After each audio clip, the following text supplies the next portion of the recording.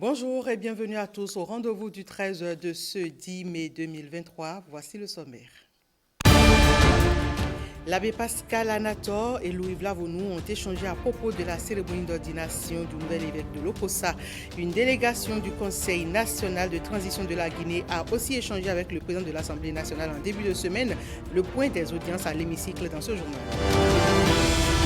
109 lits pour 9 formations sanitaires de la commune de Soava. C'est un don du conseil communal. Le médecin-chef de la municipalité a réceptionné le lot de lits. Les précisions dans un instant.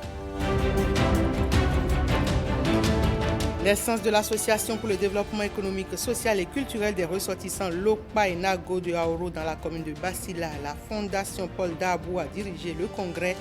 Les grands moments de la rencontre à suivre dans ce trésor.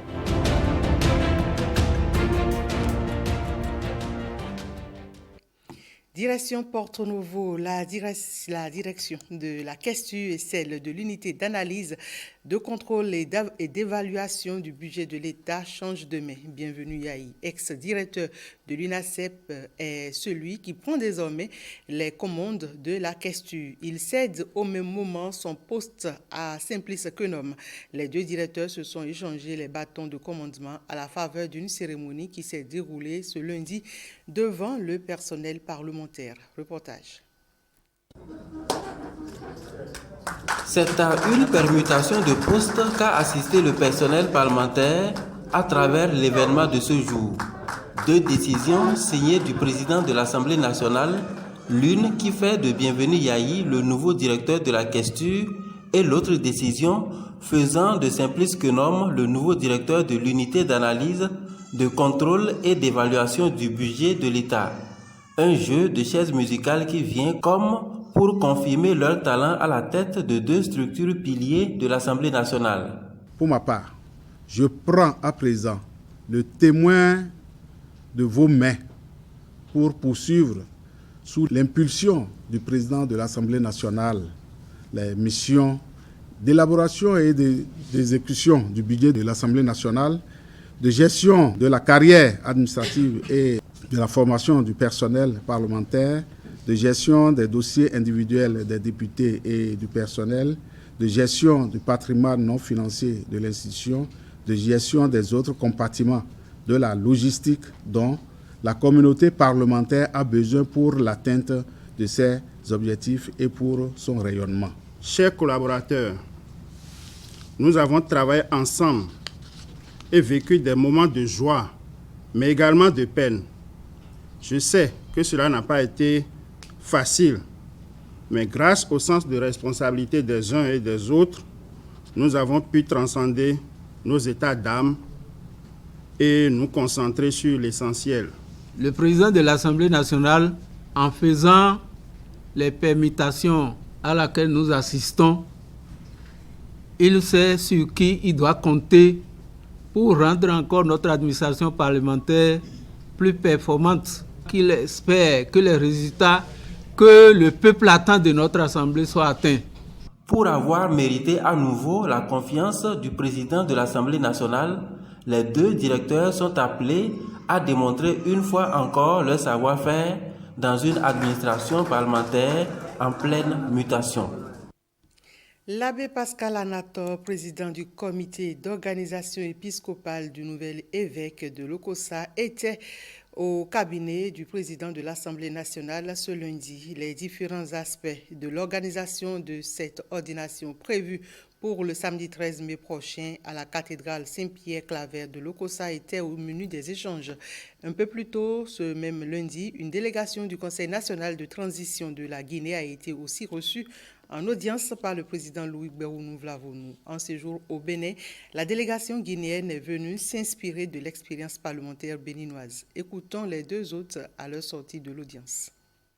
J'étais venu ici l'année dernière, j'ai eu une discussion fructueuse avec mon collègue, le président de la commission des lois, et sur le rapport que j'ai fait à notre organisation.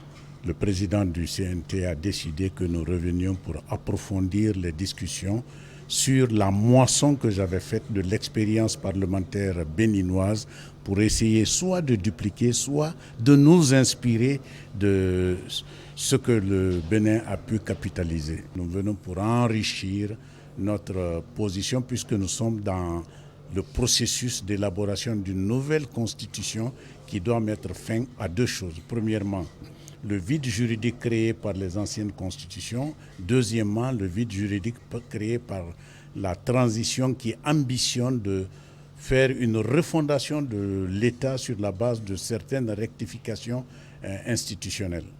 Nous avons échangé avec le président de l'Assemblée des questions liées aux préparatifs de cette ordination épiscopale qui aura lieu le samedi prochain 13 mai à la cathédrale de Saint-Pierre-Claver de Lokossa.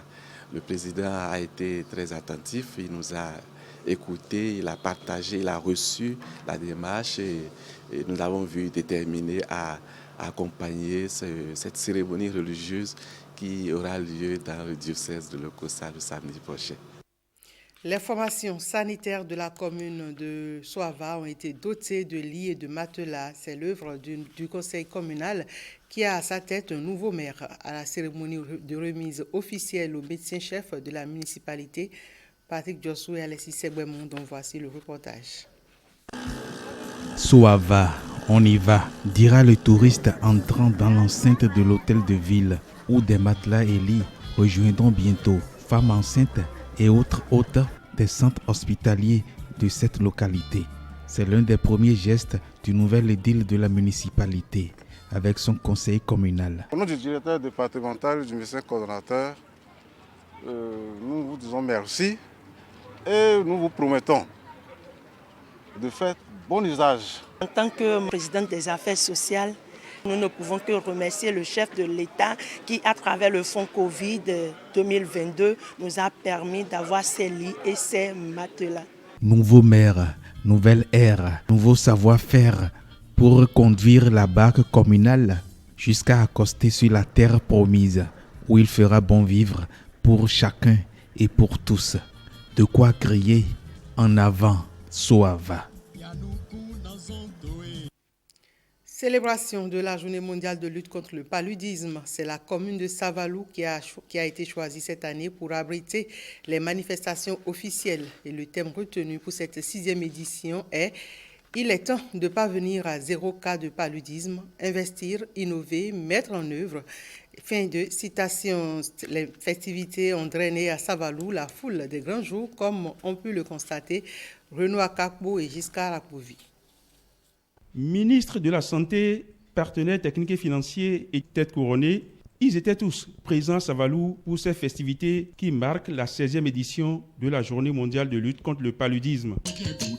Le choix porté sur le département des Collines pour abriter ces manifestations officielles n'est pas le fait d'un hasard.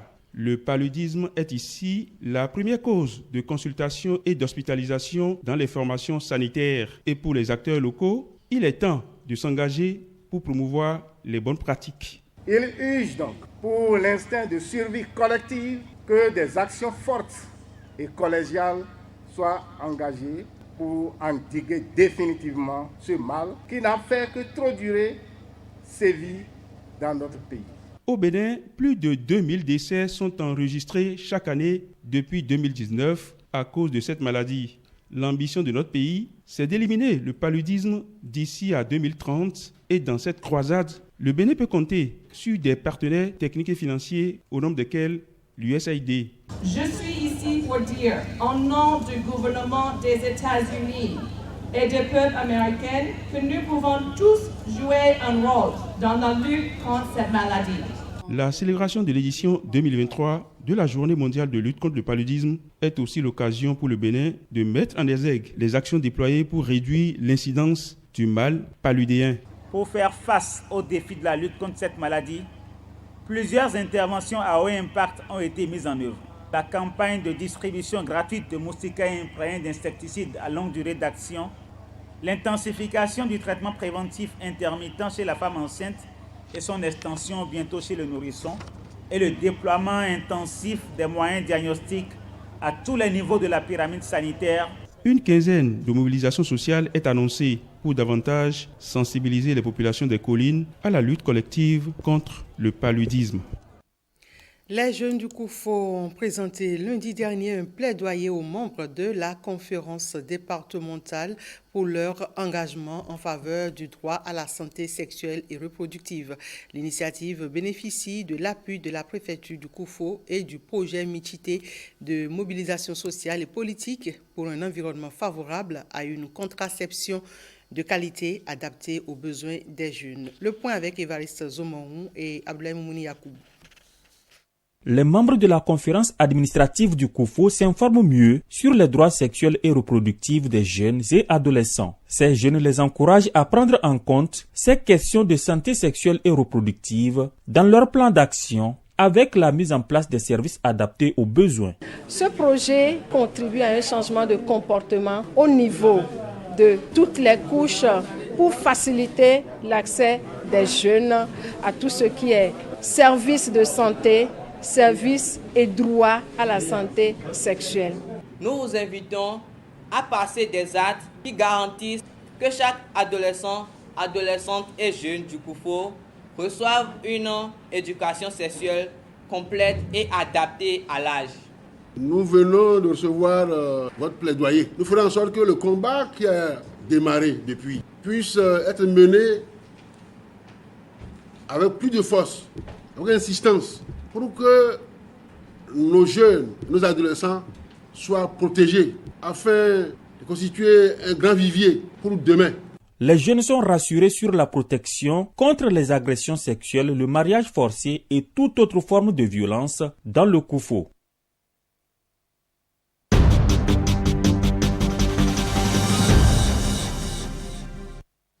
Et dans le dossier du jour, on parle toujours santé, la dyslexie. C'est une pathologie qui affecte enfants et adultes. Quelles sont les causes et comment reconnaître un dyslexique? La réponse dans cet élément signé Christelle Tongodo. La dyslexie est un mal peu connu qui affecte de nombreux enfants. C'est un trouble lié à l'apprentissage de la lecture qui se manifeste sur plusieurs plans. L'association syllabique est très difficile. Ils ne savent pas quoi accorder à telle chose pour avoir un son. Donc, les enfants sont dans ces difficultés-là. Et donc, quand vous leur demandez de lire, ça devient difficile. Donc, il y a d'autres qui font des efforts pour pouvoir essayer de déchiffrer. Mais quand ils déchiffrent, ils ne comprennent pas du tout ce langage écrit-là. Donc, ils vont essayer de déchiffrer avec beaucoup de difficultés un test jusqu'à la fin sans rien en comprendre. Selon les spécialistes, la dyslexie est héréditaire, mais il existe d'autres facteurs associés à cette pathologie.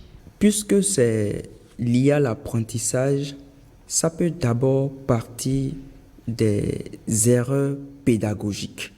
Donc, la personne, on met une stratégie pédagogique inadaptée à ses difficultés pour lui apprendre la chose. Directement, il peut avoir des réponses comme ça. Sur le plan pédagogique. En dehors de ça, il faut dire que c'est des troubles qui sont parfois de l'ordre de l'hérédité, de l'ordre génétique. Par exemple, les carences affectives, les maltraitances, tout ça là, peuvent induire des inhibitions intellectuelles pouvant prendre la forme d'une dyslexie ou bien des difficultés dans les apprentissages. En cas d'une dyslexie, il y a des signes annonciateurs. Un enfant en âge de pouvoir lire, parce que les méthodes pédagogiques étaient là, qui n'arrive pas à faire la différence entre le B et le D, pour dire B et D en minuscule. C'est difficile pour eux. Les lettres en miroir là sont difficiles à décrypter. Il a des difficultés à faire des associations de lettres. Les lettres qui donnent un son, des sons donnés qu'il n'arrive pas du tout à identifier, comme le S et le CH. Ce sont des choses qui sont difficiles pour lui.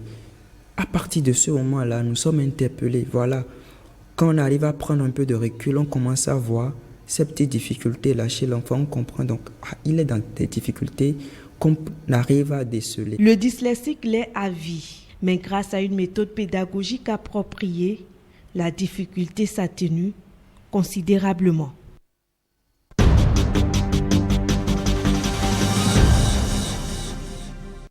Et dans le sujet qui suit, on parle santé et environnement, renforcement des systèmes de surveillance des maladies en Afrique de l'Ouest et projets de préparation et de réponse à la COVID-19.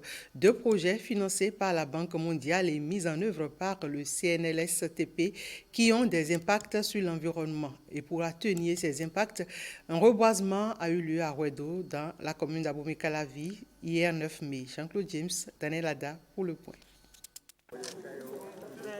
Une espèce à croissance rapide mise en terre sur ce site de 2 hectares dans la forêt classée de Wedo. C'est le ton du reboisement compensatoire à l'empreinte environnementale des projets PPRC et REDIC qui est ainsi donné.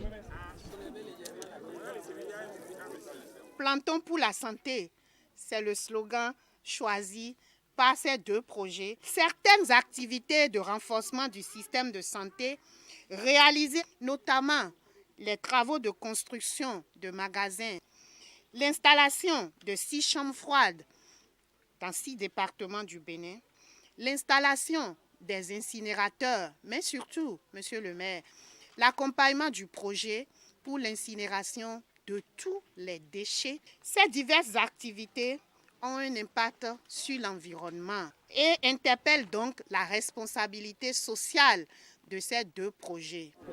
5000 plants sont prévus dans le cadre de cette campagne de reboisement qui va atténuer les émissions de gaz à effet de serre.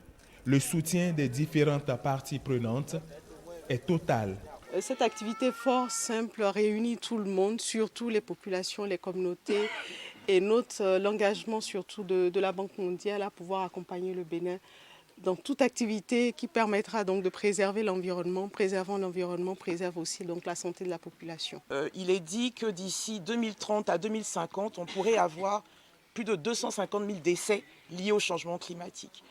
En participant à ce reboisement, c'est notre façon à nous de soutenir la prévention. Au nom de tout le conseil municipal et à mon nom personnel, je remercie le ministre de la Santé publique qui a vu juste en s'investissant à fond dans ce programme de reboisement compensatoire. Les populations réaffirment leur engagement pour le suivi et l'entretien des plants.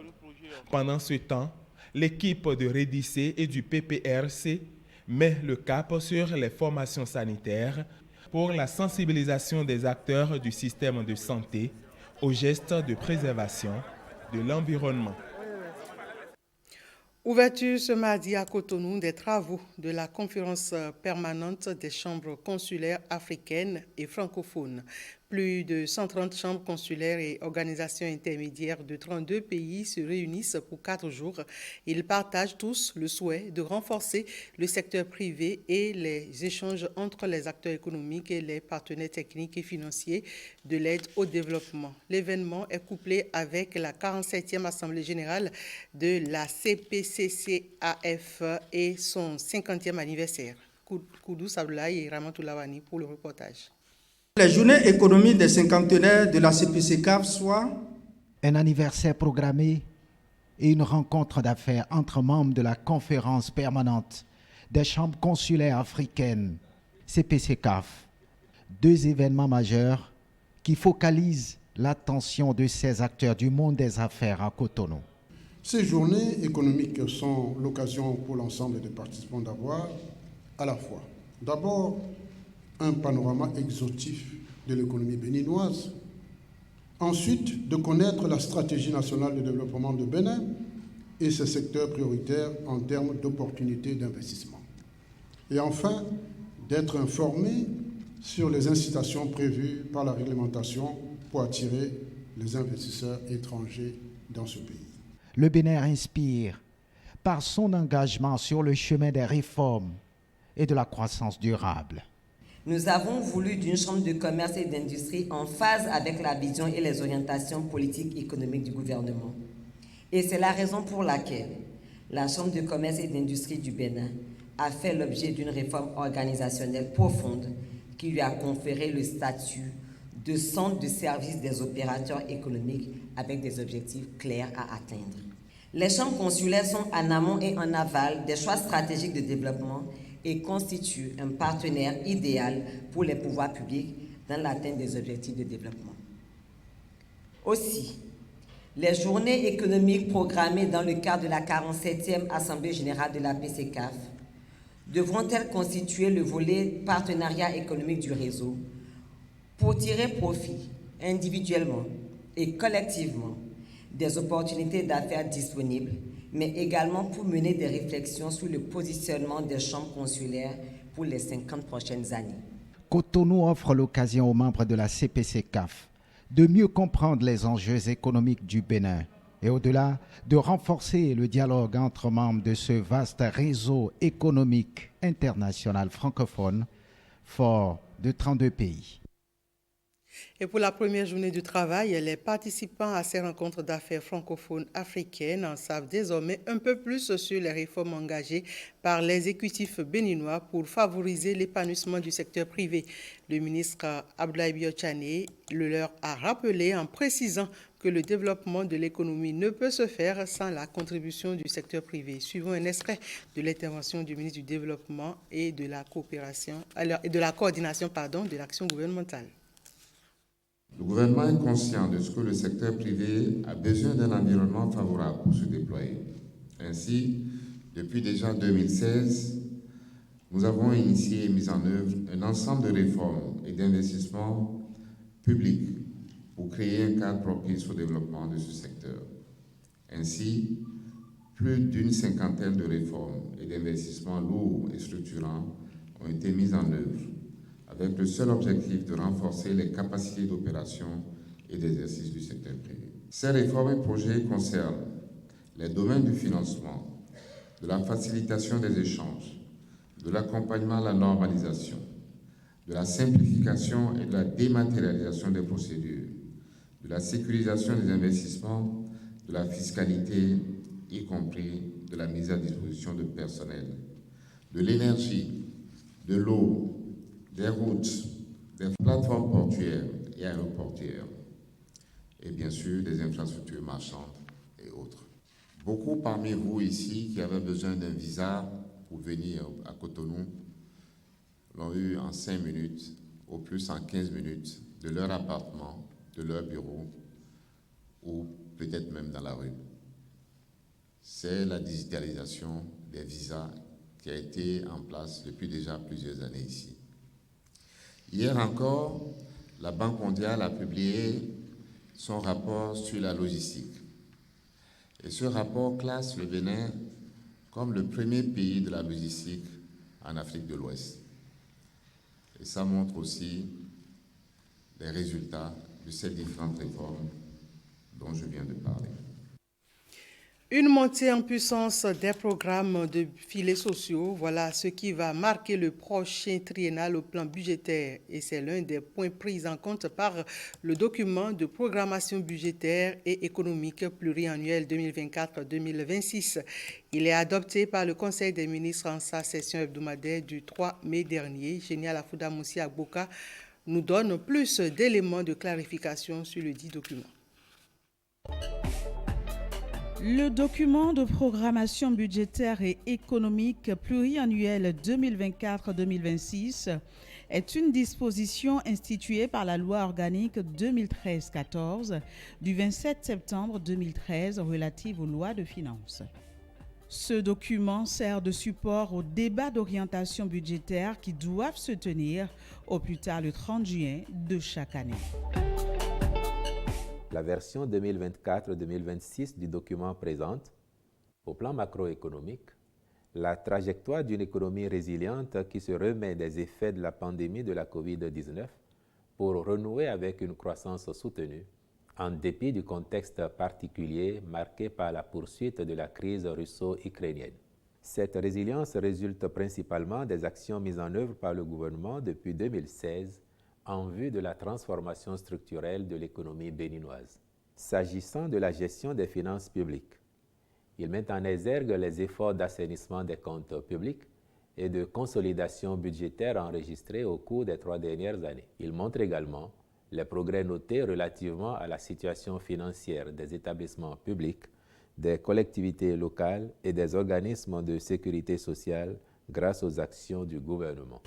L'adoption de ce document reflète l'ambition du gouvernement du président de la République, Patrice Talon, de consolider une démarche de planification et de programmation économique.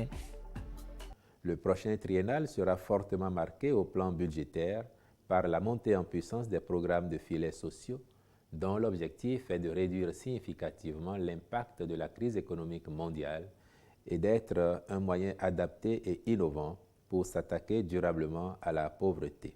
Aussi, ces orientations prennent-elles en compte les objectifs de développement durable ODD pour lesquels le gouvernement a défini depuis quelques années les cibles prioritaires pertinentes pour le Bénin et mis en œuvre une série de projets et de réformes visant leur réalisation. L'ensemble des interventions de l'État se fera tout en s'assurant de préserver la viabilité de la dette et la soutenabilité des finances publiques. Les filles et fils Lokpa et Nago de Aoro dans la commune de Basila ont porté sous les fonds baptismaux leur association dénommée Association pour le développement économique, social et culturel. Le congrès a été organisé sous la direction de la Fondation Paul Darbou. Plusieurs personnalités politiques et administratives ont rehaussé de leur présence cette cérémonie. Des démonstrations époustouflantes. Des danses du terroir. Ces tableaux sont présentés au congrès des filles et fils Lokpa et Nago de Aoro, deux communautés sœurs qui se donnent la main pour la création de l'Association pour le développement économique, social et culturel. L'initiative est portée par la Fondation Paul Darbou. Parler de Yoruba, parler Lokpa, c'est l'union que nous faisons de notre pays que nous aimons tant. Je voudrais dire à tout le monde d'œuvrer pour que cette union puisse se poursuivre et donner des petits dans les autres régions. 60 ans déjà que ces deux peuples cohabitent à Aoro, dans l'unité et la fraternité. Je suis persuadé que l'association va contribuer aux côtés du conseil communal à la résolution des problèmes de développement, en ce sens qu'elle vise la paix, la cohésion sociale au sein des communautés Nago et Lokpa de Aoro. À vous les têtes couronnées, sages et notables de la commune de Basila, je vous adresse mes salutations respectueuses dues à vos rangs respectifs et mes sincères remerciements pour le rôle de guide et d'éclaireur que vous jouez pour nos communautés. Sans l'unité, rien ne peut se faire pour le développement. Et c'est surtout ça qui intéresse surtout le ministre d'État, Biotchadé. Je voudrais féliciter les organisateurs et surtout encore féliciter l'initiative qui a été prise pour organiser cette association-là. Alexis Darbou, fils de feu Paul Darbou, entend parachever l'œuvre entamée par son père afin de maintenir ici allumée la flamme de la fraternité à Ororo. Et c'est sur cette note culturelle que s'achève cette édition. Merci de l'avoir suivi. Je vous donne rendez-vous à 19h pour le journal des régions.